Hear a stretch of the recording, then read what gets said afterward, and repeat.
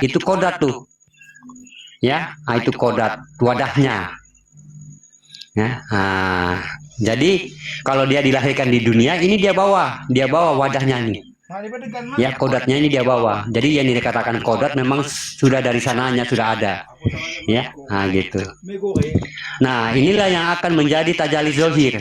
Nah, ya. Nah, yang akan menjadi tubuh kita itu, ya. Nah, ini adalah alas, ya, alas. Wujud, sir, batin, kodrat. Ya, jadi tanpa yang empat ini tidak mungkin semua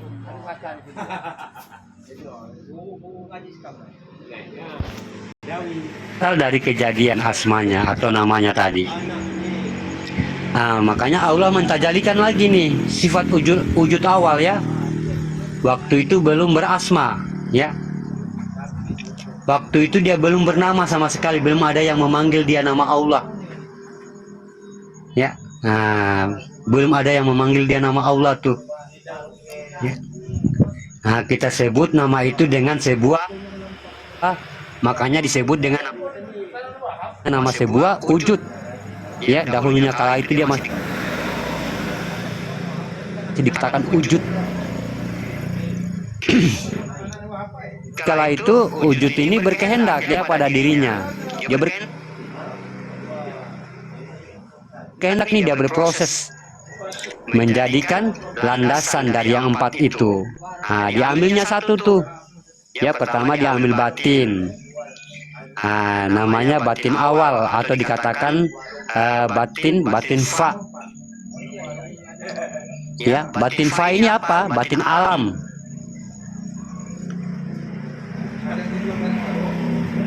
ya.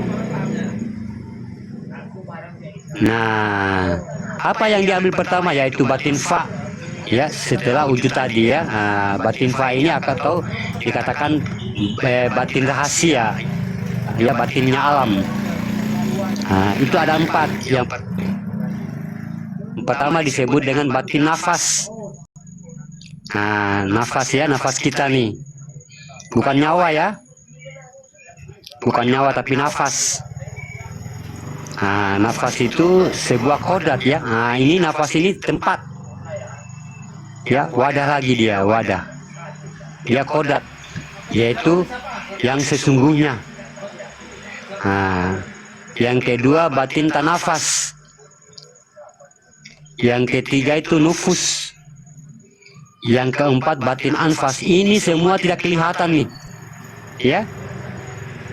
Ini semua tentang nafas, tentang hidup, tentang hal yang sirsir, ya. Semua tidak kelihatan ini, ya. Nah, maka wujud dengan kehendaknya dia menjadikan lagi, ya, kodrat batin rahasia tadi, ya. Dia berkehendak lagi menjadi empat kekuatan asal semua jadi itu. Pertama apa? Nah, yaitu zat, ya. Landasan zat yang dijadikan empat batin itulah yang dinamakan dengan kodrat, ya. Kodrat lagi, ya, dia jadikan lagi kodrat sebagai wadah lagi, ya. Yang dikatakan kodrat, ya. Pertama zat yang bergerak atau dikatakan di. Yang kedua ada kodrat yang dinamakan wadi, yaitu ada, ya.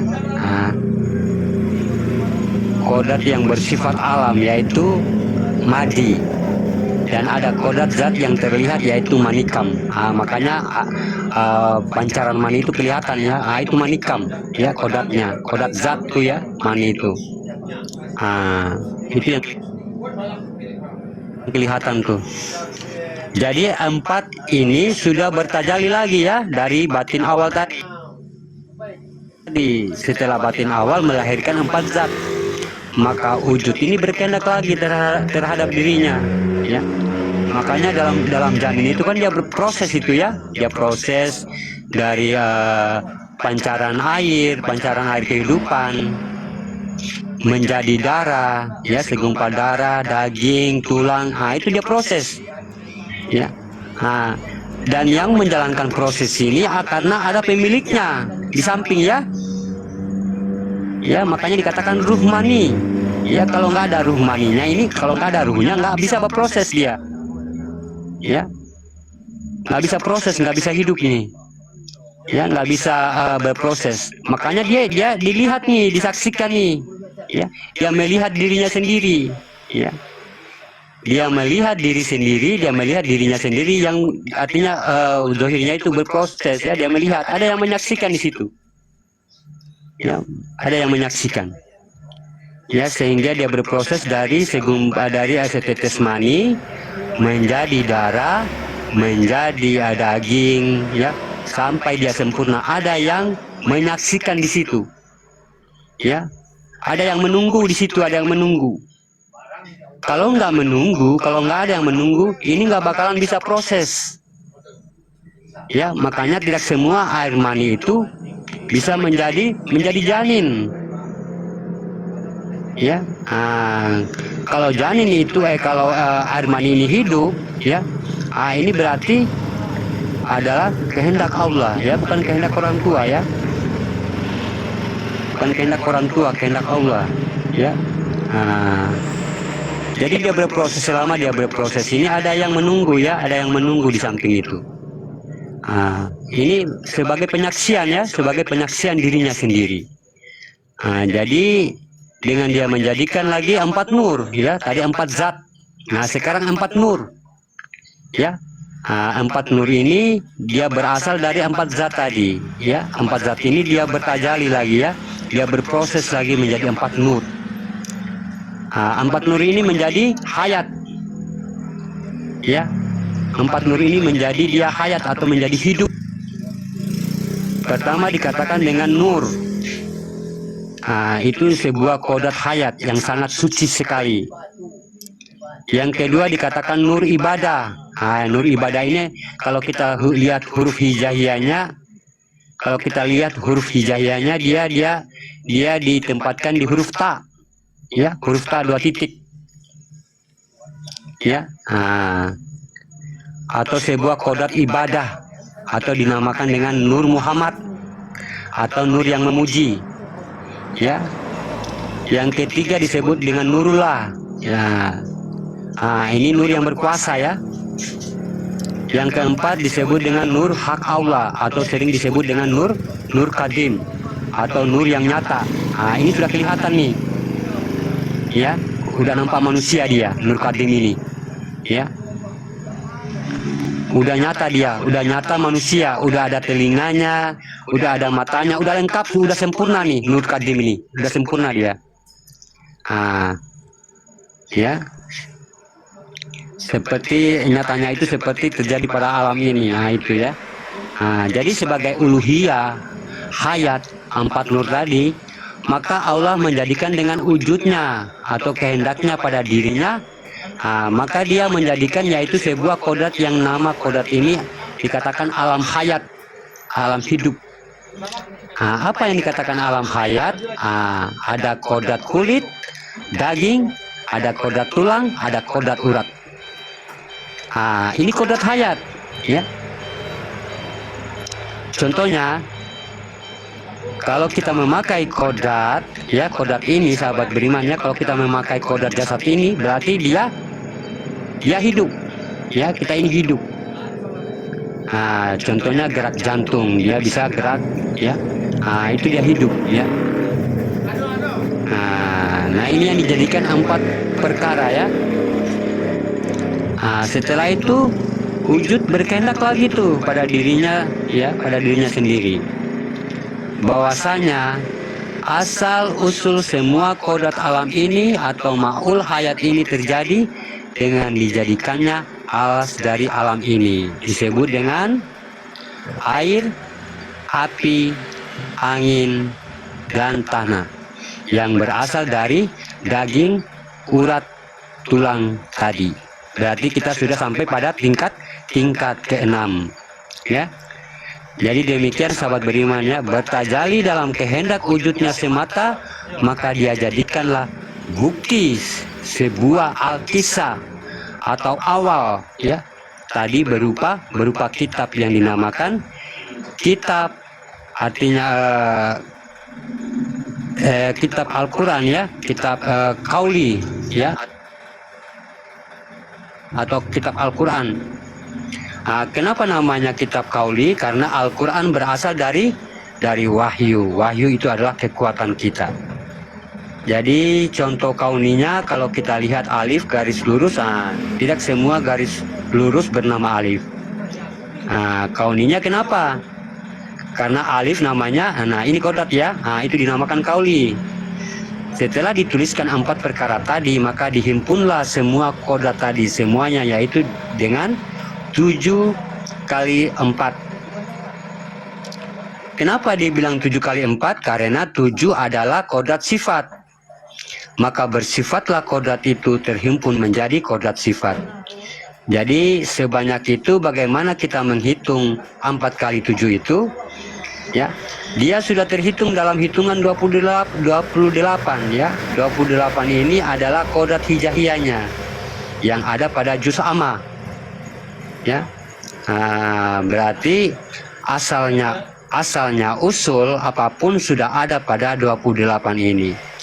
28 hijaiyah dari 4 kali 7. Jadi 4 kali 7 asal muasal semua ini terjadi ya. Jadi maka sahabat beriman ya, maka dihimpunlah huruf 28 ini itu dalam sebutan Allah fil awalu, Allahu ghafir akhirun. Ambillah padamu pada awal dan ambillah padaku pada akhir. Jadi awalnya alif, akhirnya adalah ya. Maka menjadilah di situ ya Allah dengan sebutan ya Allah. Maka diwujudkanlah tulisan yang disebut asmanya yang terlihat, yaitu berupa kodat, yaitu kalimat hak. Artinya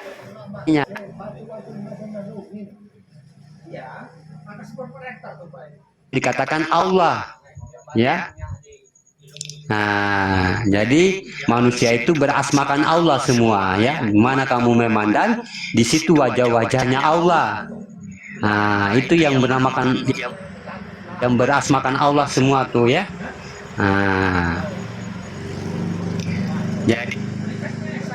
Jadi di dalam kodat asma manusia ya, disebut dengan kodat asma Allah. Ya, itu kita sudah atau kodat, dan kodat itulah dinamakan husna, yaitu kodat keakuanku atau dikatakan hu. Dan hayat sin pada nah, maka nyatalah ya Allah.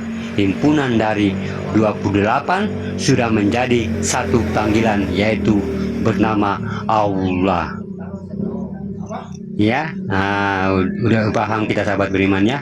Jadi asma yang terlihat adalah sebuah kodat bagi Allah.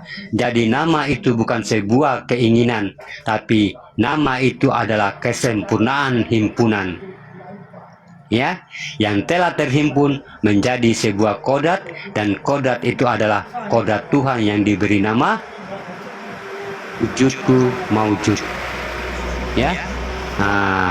Ya, wujudku maujudku ya.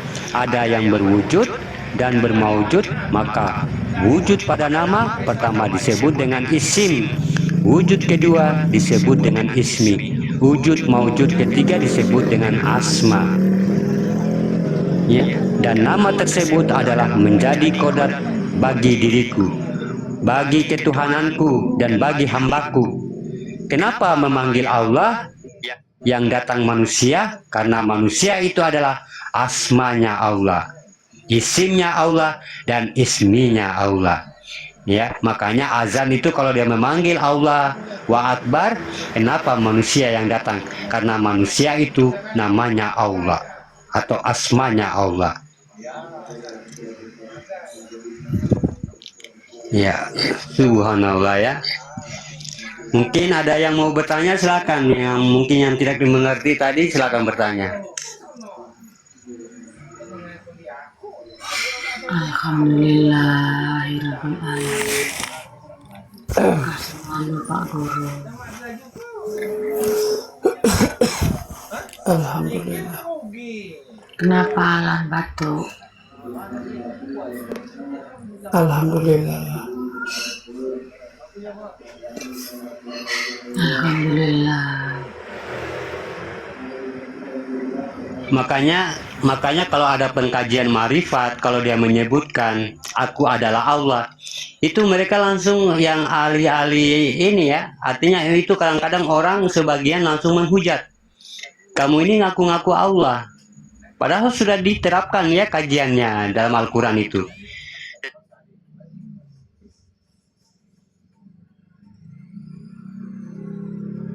Sesungguhnya kita ini asmanya ya,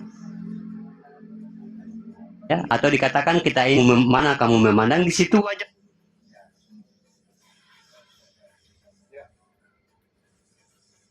wajah-wajahnya Allah.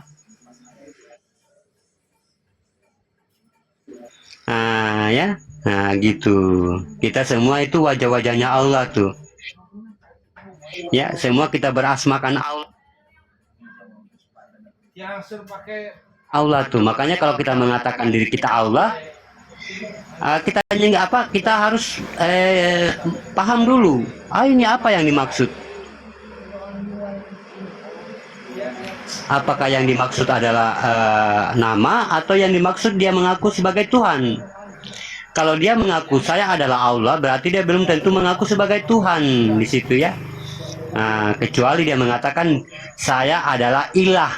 Nah, ya gitu, atau dikatakan saya adalah Tuhan, tapi kalau dia masih mengatakan dirinya adalah Allah, itu tidak salah, karena Al-Quran sudah menyatakan tadi, di mana kamu memandang di situ wajah-wajah Allah ya. Makanya kalau ini tidak dipahami kajian ini sahabat beriman ya, ini nanti kita sebutnya Allah itu banyak ya. Nah, memang Allah banyak, tapi banyak yang menyalahartikan berarti Tuhan itu banyak. Ya, kenapa? Karena kita sudah terbiasa, karena sesungguhnya Allah itu sudah kita jadikan Tuhan, atau yang asmanya tadi kita sudah menjadikan Tuhan.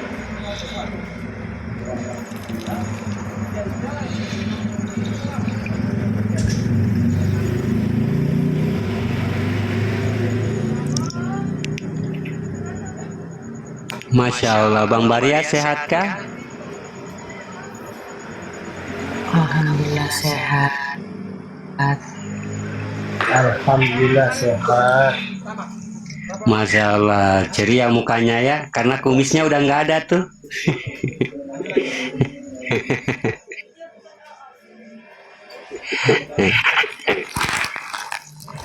Itu anak pertama ya, Bapak Rias? Itu yang baringan tuh, yang baringan. Ini anak kedua. Anak kedua. Oh, anak kedua. Laki-laki semua. Laki-laki semua, dua-duanya.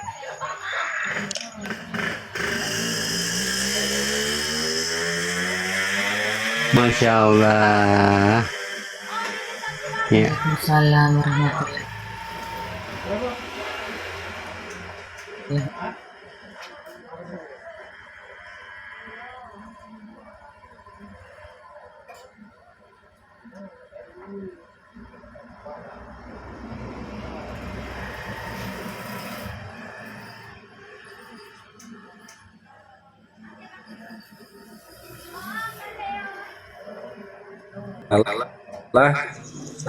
Pas asar mungkin. Iya. Jadi kayak didatangi gini kan. Datengin apa? Kantor pos.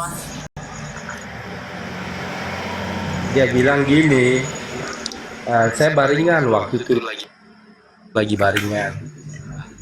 Kamu mau ndak anak perempuan? Dia bilang kan. Kalau kamu mau, sekedar bilang iya aja, dia bilang. Akan jadi, dia bilang kan, anak ini nanti solehah, dia bilang. Amin. Masya Allah. Amin, amin. Terus dia bilang, dia tidak menyatakan dirinya saya ini hibir, dia bilang. Sekedar kamu bilang iya saja, dia bilang akan jadi walaupun tanpa proses dia bilang sekedar kamu bilang iya saja saat itu ya. Tapi saya tidak mengiyakan waktu itu. Mengapa? Ada itu tutorialnya itu kalau mau perempuan. Katanya Itu ada tutorialnya. masa COD katanya Abah Haris itu nakal dia itu. Enggak ada tutorialnya kan Bang Yuda. Bang Yuda udah tahu miring ke kiri kan, miring ke Iya. kanan, ke kiri kan. Iya. Iya. Terus bagaimana lanjut Bang Baryas? Di diri saya itu masih ada keraguan gitu. Waalaikumsalam warahmatullahi. Itu makanya saya belum menyatakan iya atau gimana. Saya diam. Itu sudah berapa puluh tahun yang lalu? Apa baru kemarin sore? Ya, Enggak, maksudnya Kak Nevi yang ya maksudnya anaknya ini loh Kak Nevi. Iya, didatengin orang asar itu loh. Orang halus. Yang datengin orang halus. Iya. Dirabat tak bisa. Itu berapa lama Bang Baryas? Oh gantengnya. Kayak orang bule. ini anak saya yang pertama Allah. Masya Allah. Oh, subhanallah. Dia malu-malu kucing. Tahu. Kok Malu-malu kok kucing kok- dia. kok kayak ini ya, kayak ada Arab-Arabnya dikit. Mohon doanya Bang Amran bahwa dia Apa jadi itu Ya, SMA? amin. Bang Baryas SMA. Amin. sekarang dia baru masuk kuliah. Oh, kuliah ya. Itu Bang Jupri ngomong apa Bang Jupri? Tidak, katanya umurnya sudah berapa Kuliah. kayaknya. Iya. Kalau saya juga 3 laki-laki, 3 tigalanya laki-laki. Nggak bisa bikin perempuan soalnya. Bisa bikin perempuannya. Ini anak yang kedua. Iya, Bang Baryas, itu pengalamannya berapa lama? Udah lama kah? Sudah sekitar 7 tahun itu Bunda. 7 tahun, 7 tahun. Oh, 7 tahun. Udah kata luar salah itu. Saya tidak berani iyakan waktu itu. Takut katanya si Abang Haris COD. Itu Baryas. Suara aku mentul-mentul. Ini soalnya apa? Saya masih ada keraguan di diri saya. Kalau ragu-ragu nggak boleh ya Pak Guru ya? Iya. Artinya dia belum tahu, mungkin yang saat itu, mungkin kemarin kan belum tahu, mungkin yang muncul itu yang sosok yang mana gitu ya. Nah, makanya beliau ada rasa ragu-ragu ya, gitu. Ya kalau memang beliau tahu itu ya, dia adalah beliau yang hadir tadi adalah Khidir, ya pasti Bang Baryas ini langsung mengiyakan, tapi kan beliau belum tahu dia bawa Belum Khidir kenal ya. ya. Kasihan. Iya. Makanya dikatakan Khidir itu siapa Khidir itu sebenarnya? Khidir itu adalah petunjuk bagi diri kita ya. Amin. Nabi Khidir, ya Nabi Khidir Ya, itu kalau kita dia cari, menyerupai yang Zohir kan. iya dia itu, Tapi kadang berbentuk kayak tukang pengemis gitu ya, Bang Hamba ya. iya, Bang Jepri iya dulu itu. tukangmu itu. Iya, makanya dia dikatakan kalau kita mencari asal usul tentang Nabi Khidir ini kan artinya Nabi Khidir ya, alaihissalam ini. Tentunya sosok beliau ini siapa ya? Masya Allah. Ya Rob itu sendiri. Iya, makanya Nabi Musa itu terperangkap dalam pandangan untuk memandang Nabi Khidir ini. Ya. Padahal Nabi Khidir ini adalah waliullah ya, waliullahnya pilihan Allah juga.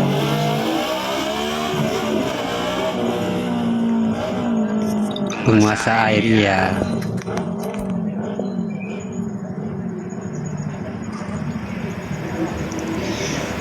Jadi Bang Baryas langsung ragu-ragu, langsung tidak mengiyakan, akhirnya lahir anak laki-laki. Sudah ada yang dua Iya. ini, Bang Habib. Oh, sudah ada yang dua itu. Saya ditawari yang ketiganya. Oh, Masya Allah. jadi yang ketiganya artinya minta maaf ya sebelumnya. Berarti itu nanti artinya di situ istrinya Bang Baryas hamil lagi gitu ya? Iya, dia bilang gini, kamu mau nggak anak ini perempuan, dia bilang. Saudara kamu bilang iya, akan ini hamil istrimu, dia bilang. Nanti anakmu perempuan yang perempuan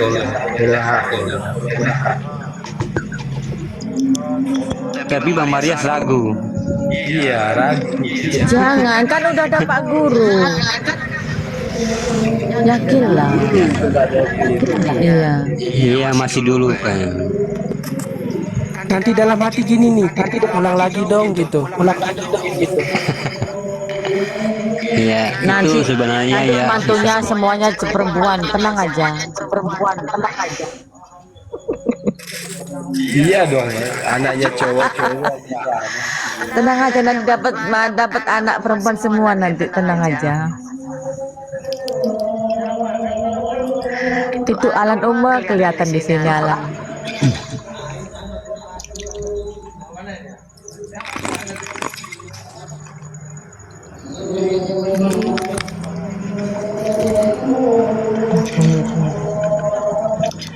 Umi Casanova nggak hadir ya? Iya, kemana ya? Dia biasanya lagi kondang. Itu Bang Hari bilang, Balik kondang. itu Bang Hari bilang kita sama Bang Baryas. Masya Allah, ya Allah.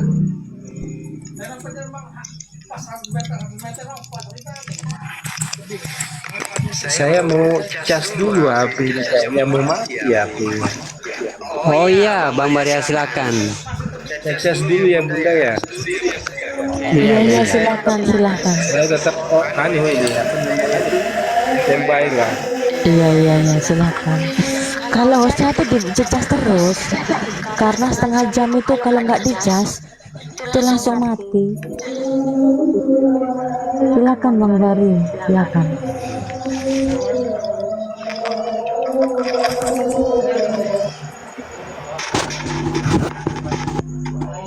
Ya mungkin ada yang mau bertanya, mungkin yang di bawah, mungkin siapa ini? Wahyulan, mungkin mau bertanya, silakan yang sahabat-sahabat bertanya di bawah. Apakah Pak Guru mau makan? Silakan. Oh udah makan tadi kan ini. Alhamdulillah. Makan malam apa makan pagi? Makan tadi sore. Alhamdulillah.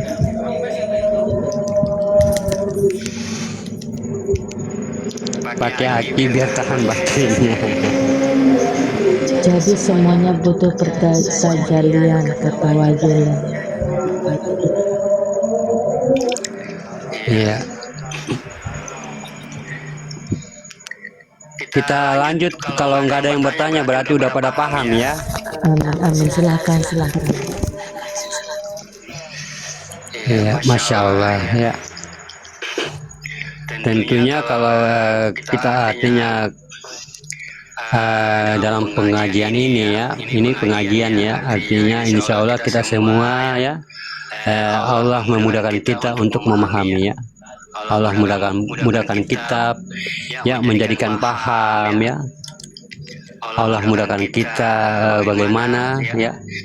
Yang penting intinya apa yang kita artinya mendengarkan pemahaman ini dengan kita berlapang dada.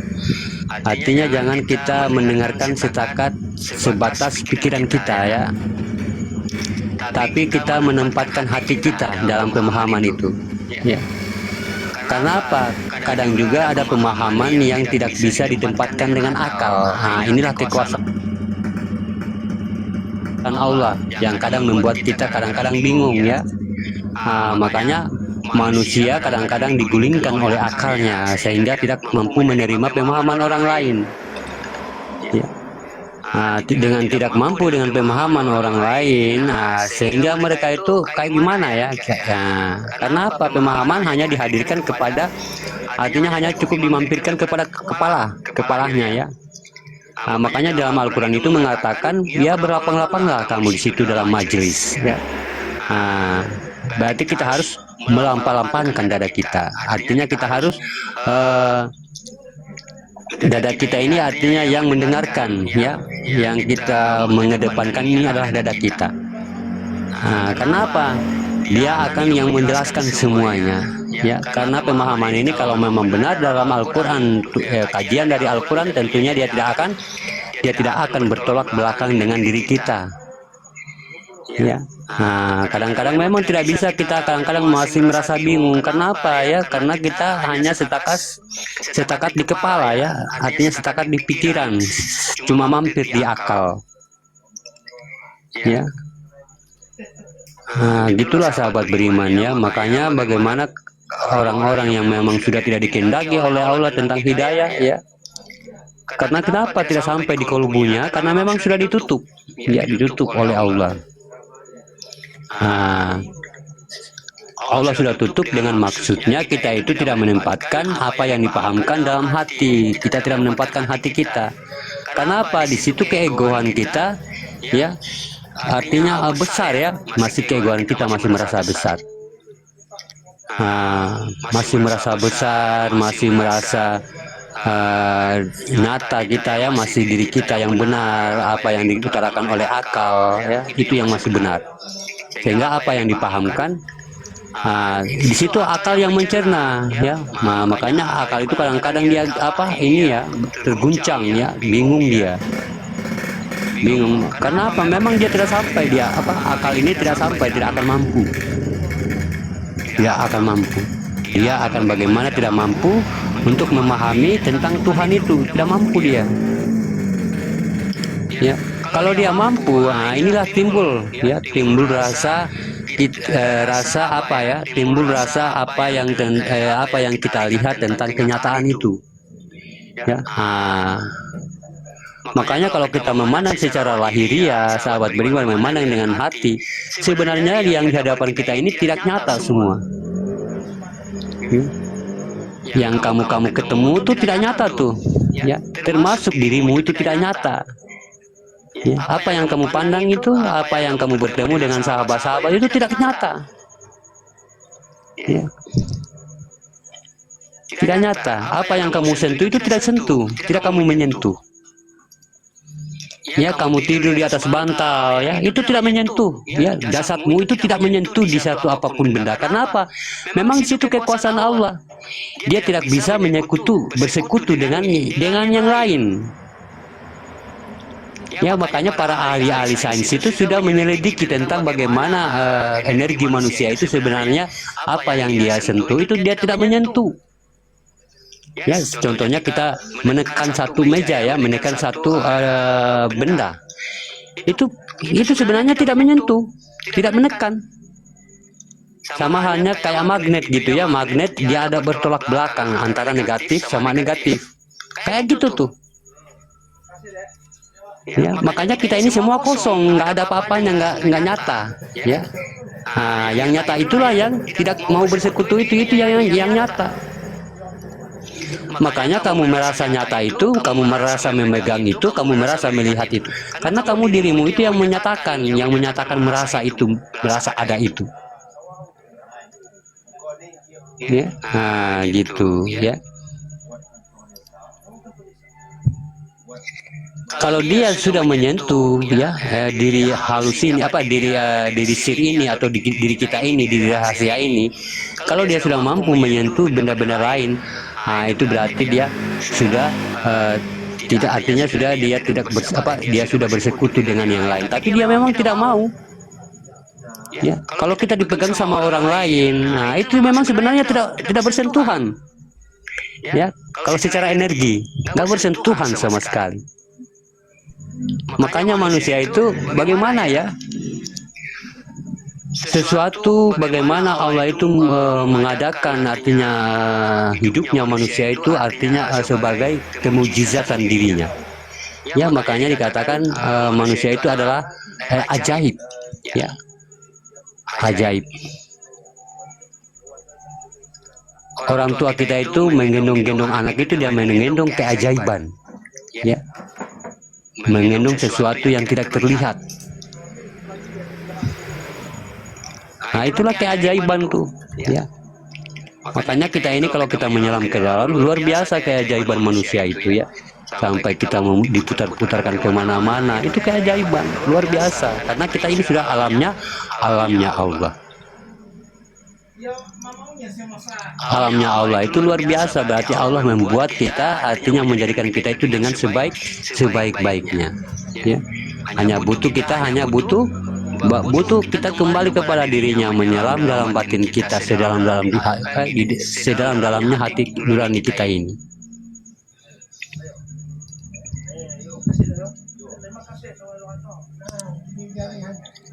Ya. Nah, jadi kalau saya lagi megang gelas itu sebenarnya saya nggak megang karena saya memang nggak nyata di situ. Ya. Dan apa yang kamu pegang ini tidak nyata. Tapi karena kamu merasa nyata, akhirnya apa yang kamu lihat ini nyata semua. Jadi yang nyata ini adalah dia, makanya dia tidak bersekutu, dia tidak memegang, dia tidak menyentuh, ya, tidak menyentuh tidak menyentuh sesuatu benda yang tidak ada, yang bukan dari dirinya. Nah, itu yang sesungguhnya tuh, ya.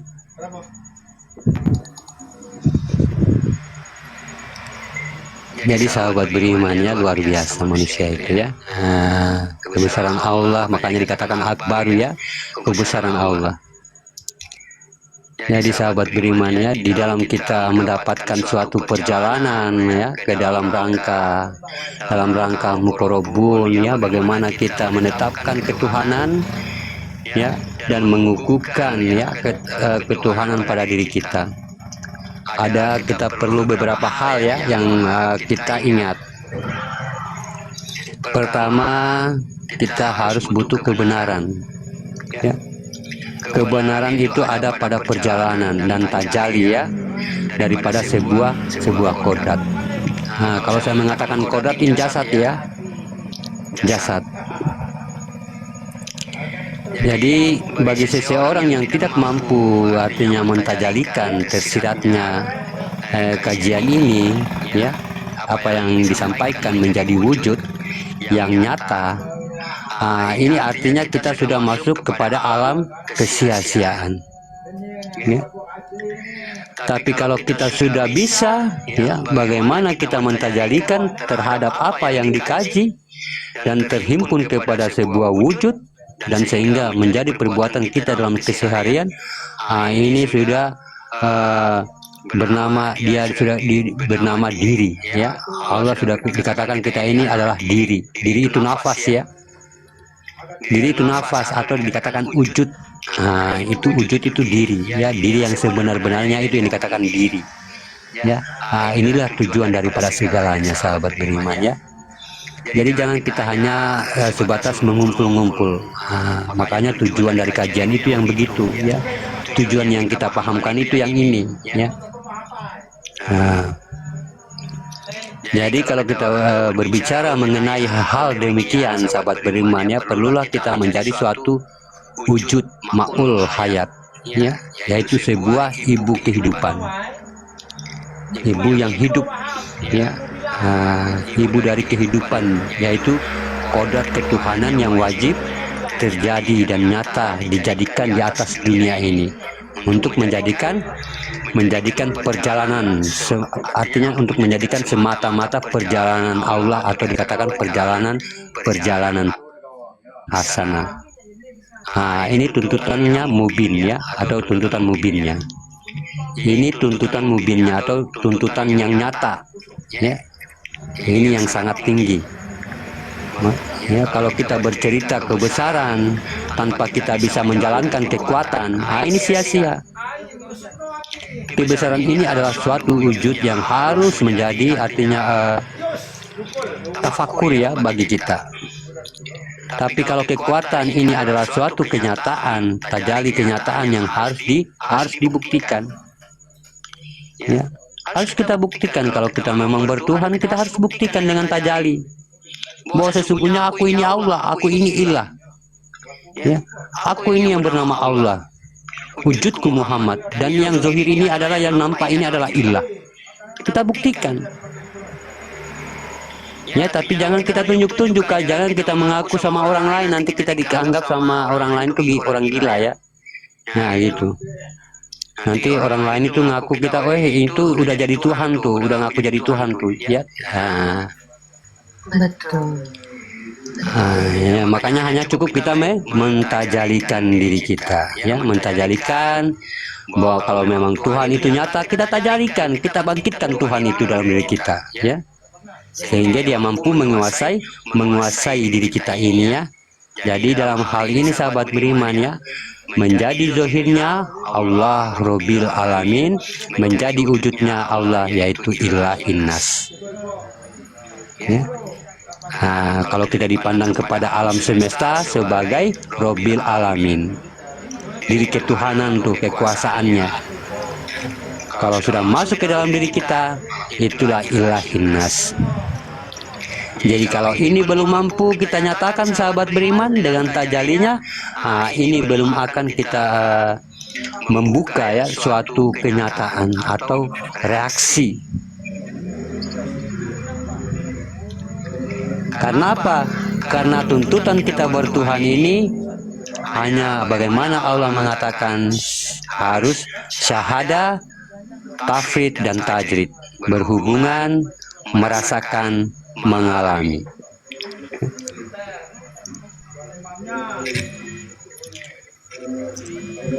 Jadi sahabat beriman ya, pada waktu kesempatan ini saya mengajak kepada sahabat sesungguhnya mentajalikan apa yang harus kita tajalikan.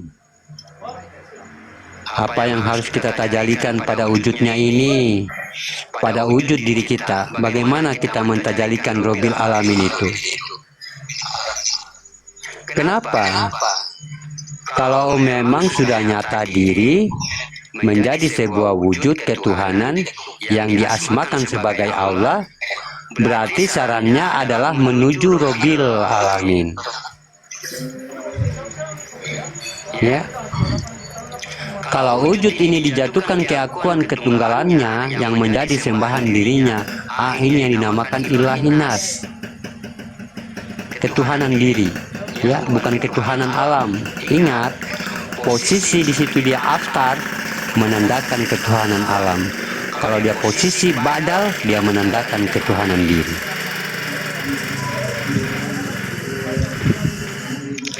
Lalu bagaimana proses-proses pembentukan atau pentajalian sehingga menjadi sembahan sebuah diri kita atau diri kita yang memang diamanahkan? Ada di dalam alam tetapi dia menjadi artinya isi daripada alam, bukan menjadi alam ya, isi dari alam. Apa isi dari alam? Sebuah wujud sembahan alam, karena dia bukan berkodrat seperti alam, tapi dia berkodrat asal mula alam ini jadi. Kalau bukan engkau Muhammad, tak akan kuciptakan langit dan bumi.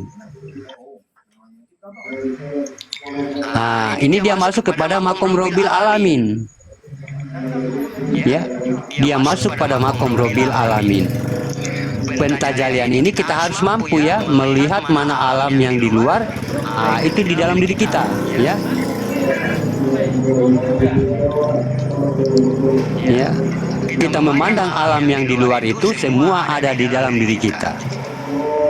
Kalau kita belum mampu mencari dan menyatakan nyata pada mata batin kita apa yang artinya yang di luar ini adalah di dalam. Kalau belum bisa bertemu begitu, ini pentajalian tidak akan pernah ada. Ya. Apa yang kamu pandang di luar sana pada alam itu semua dalam diri kita.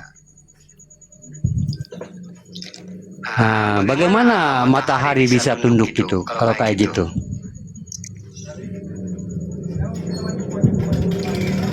Bagaimana bulan bisa tunduk kalau kayak gitu sama kamu? Bagaimana binatang-binatang, hewan, tumbuh-tumbuhan, angin, batu, kerikil semua bisa tunduk kepada kamu? Bagaimana itu siang itu bisa tunduk kepada kamu? Dan bagaimana malam itu bisa tunduk kepada kamu? Bagaimana masyrik, maghrib bisa tunduk kepada kamu? Kalau kodrat alam ini induk dari alam, ma'ul dari hayat, kita tidak bisa menemui di dalam diri kita, apalagi mendirikan yang di antara keduanya. Apa yang dimaksud di antara keduanya? Bukan langit dan bumi. Kalau di antara langit dan bumi, itu namanya jasad. Tetapi yang dinamakan ketuhanan Allah yang ada di antara langit dan bumi, tentu kita harus mendapatkan di dalam diri kita. Di mana letaknya sebuah masyrik, di mana letaknya sebuah maghrib, di mana letaknya hidup, di mana letaknya mati, di mana letaknya aras, di mana letaknya kutsi. Segi 4 di antara keduanya. Ya. Dihitung dari barat ke timur, dia di tengah. Dihitung dari selatan ke utara, dia di tengah. Ya, dari belakang ke ke depan dia di tengah, dari kiri ke kanan dia di tengah. Makanya segi 4 ini kalau orang sudah menguasai, sudah digelar menjadi wali kutub. Ya. Kalau segi 4 ini, ya 4 ini ya, 4 posisi alam semesta ini, kalau dia sudah menguasai ini ya, dia sudah mampu menetapkan, ini sudah digelar wali kutub. Ya, jadi di sini kita bukan belajar untuk menjadi wali kutub ya. Karena apa? Tidak ada wali ngaku wali. Ya. Hanya Allah yang mengatakan dia itu wali ya. Tidak ada manusia yang mengaku dirinya wali. Jadi bagaimana proses tajalli kita menghadirkan sebuah batin Allah yang akan menjadikan sembahan itu dari sekalian alam, biar alam ini tunduk kepada kita. Ini proses ya. Ini perlu kita proses ya, perlu wajib diketahui ya. Makanya biar kita itu tidak dipermainkan oleh alam ya. Biar kita itu tidak dipermainkan oleh rezeki. Biar kita itu tidak dipermainkan oleh takdir. Biar kita itu tidak dipermainkan oleh artinya cobaan, ujian. Itu alam semua tuh ya. Takdir itu alam ya. Rezeki itu alam.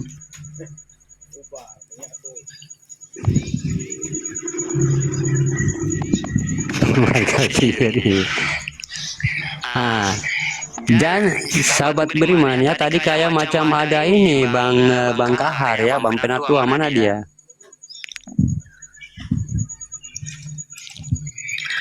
Ya, jadi itulah. Jadi terpental. Oh, ya, jadi itulah ya. Itulah syarat mutlak dan nyata ya. Jadi bukan antara keduanya ya, langit dan bumi saja ya. Ini pinjam Bukan cuma antara keduanya. untuk Bang Pena, Mbak Yuni, maaf ya, Pak Guru minta naik ke atas Bang Pena. Bang Pena naiklah. Pinjam kursinya ya Mbak Yuni. Ini Mbak Yuni ada nih. Yuniarti. Oh iya. Satunya Assalamualaikum Guru. Waalaikumsalam warahmatullahi wabarakatuh. Tidak pilih, ini maksudnya kita siapa ini tadi? Bagaimana caranya Bang Yuda tidak dimainkan dengan cobaan takdir dan rezeki? Ini yang kita mau jelaskan ya, Bang Wahyu ya. Jadi sahabat beriman ya, jadi bukan antara keduanya ya, langit dan bumi saja ya, tetapi kiri kanan, muka belakang, atas bawah, itu keduanya ya. memunculkan yang di tengah-tengah antara keduanya ini, tentu dengan kenyataan tajalinya. Jadi kalau menghadirkan bagaimana yang dikatakan setelah mendapatkan diri wujud berasma Allah, maka sembahan dari alam. Dan bagaimana pula kita mendapatkan setelah itu, mana diri yang bertuhan, mana Tuhan per aku. Baru itu batasan ya. Nah, seperti apa yang saya sampaikan dalam kajian terhadap artinya para sahabat semuanya. Awaludin marifatullah. Ya, akan boleh kita tinggalkan marifat dan amanah iman menuju makom ilmu dan wujud ya, tapi setelah 3 perkara itu dijalankan dan nikmati dalam kehidupan sehari-hari. Ya, sudah kita tinggalkan tuh marifat, sudah tinggalkan amanah, sudah tinggalkan iman ya. Ini harus kita menyelesaikan dalam 3 perkara. Pertama apa? Pertama ya, tidak ada jalan lain yang saya katakan tadi adalah fana fila. Qabla mutu anta mutu. Ya, matikan diri. Fanakan diri. Ya. Jadi apa inilah diri fana fila? Apa inilah diri zahir batin? Apa inilah dirinya semata? Yang 3 itu tidak boleh dilepaskan karena asma Allah harus wujud menjadi kodrat. Ya, saya ulangi ya. Yang 3 itu tidak boleh dilepaskan karena asma Allah alif lam lam ha itu harus nyata menjadi kodrat, menjadi jasad bagi diri kita. Ya. Tapi sekarang sahabat beriman ya, di makom imam besar, imamnya artinya para majelis kita ya, tahu ya mana dirinya akan menjadi sembahan, bagaimana menghadirkan sewujud diri yang akan menjadi sembahan. Sehingga kita sudah bisa melihat apa yang di luar, itu di dalam semua ya. Dan bagaimana cara mentajalikannya? Kalau kamu belum bisa menghadirkan diri itu rahasia ya, belum mampu kita menghadirkan diri rahasia itu yang akan menjadi sembahan umat ya, dan mentajalikan antara keduanya, 2 dari atas ke bawah, 2 dari artinya samping kiri ke kanan, 2 dari depan ke belakang, barulah akan dipuji alam dengan kata segala puji bagimu ya Allah, Tuhan bagi kami semesta alam. Tapi kalau belum bertemu diri yang artinya yang berada di antara keduanya tadi ya, Allahul ladzi khalaqa samawati wal ard wa ma baina ya wa ma bainahuma. Kalau ini belum muncul sahabat beriman, jangan diharap seekor semut saja tidak akan mungkin menghargai kita. Itulah pentingnya syahadat di awal ya, dalam rukun Islam. Supaya apa? Supaya temuannya dinyatakan terlebih dahulu ya, di mana posisi masyrik ya, maghrib, di mana posisi aras dan kursi, semua diperjelas. Dan harus ada mereka di antara keduanya itu. Kodrat iradat ilmu, itu kodrat iradat ilmu itu, tapi tidak boleh lagi dikasih nama. Dia memang Tuhan. Bukti Tuhannya apa? Dikala dia sendiri, dia layanin oleh sifatnya sendiri. Ya, dan sifat ini ditanamkan ya pada zatnya Allah, zat yang bernama Allah, untuk disembah sekalian alam. Itulah diri. Cuma mentajalikan diri ini menjadi sembahan harus berada di antara keduanya. Ini masalahnya. Kalau dia tidak di antara keduanya, bersekutulah dia. Ya, kalau kita hanya menjadikan dia Tuhan, lalu kita menjadikan yang nyata ini adalah hamba, itu sudah bersekutu. Lalu bagaimana cara mentajalikannya? Cara kita mentajalikanlah, sahabat beriman, yang saya katakan tadi, jangan kita lari dari kodrat yang berasmakan Allah untuk wujud diri kita. Ya. Makanya saya katakan, namaku Allah, wujudku Muhammad, yang terang ini adalah ilah bagi diriku.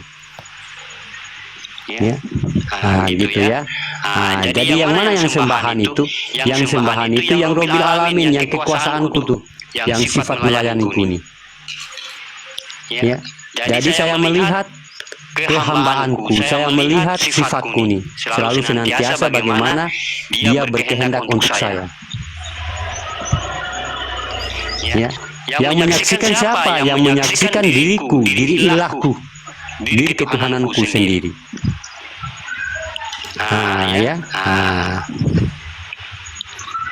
Tapi dengan harus bagaimana pencapaiannya? Pencapaiannya dengan bagaimana kita memfanakan diri kita tadi. Biar apa? Biar yang lihat ini, biar yang bergerak ini sudah dihalalkan oleh Allah, dan yang melihat juga ini sudah benar-benar itu adalah Allah atau Tuhan itu sendiri. Ya.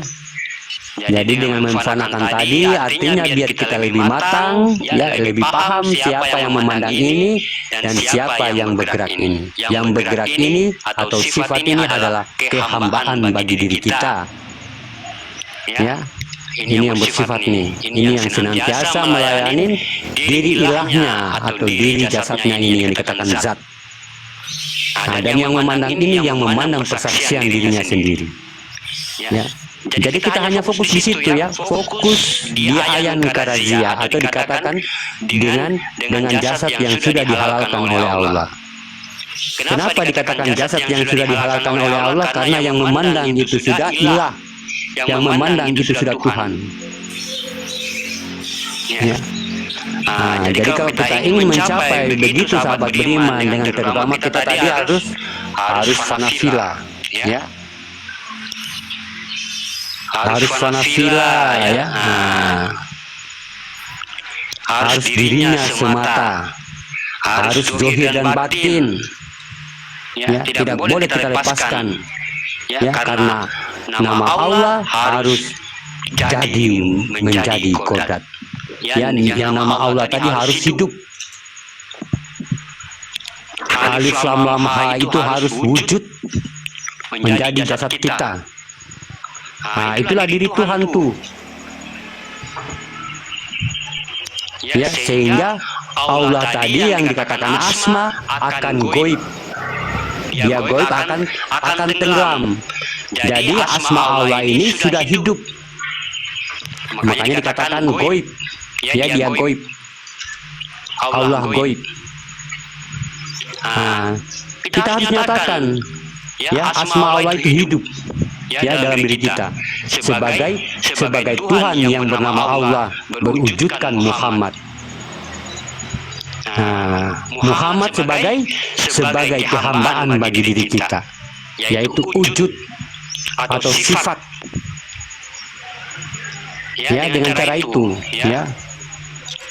Tapi dengan bagaimana caranya? Jangan kita, kalau kita masih masa fanafila, ya, kalau kita masih menjalankan masa fanafila atau kita memulai masa fanafila, jangan kita mengikuti dengan akal kita, ya. Makanya dikatakan matikan diri di situ, ya, matikan diri kita, ya. Jangan ikut sertakan akal,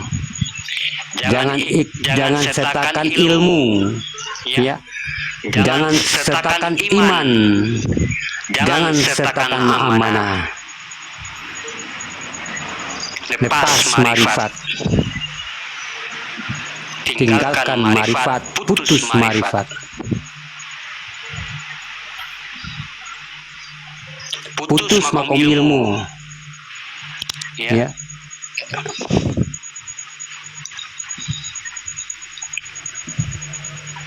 Tinggalkan akal, ya. Jangan was-was, Jangan ragu-ragu, ya. Minal jinati wanas. Jangan bawa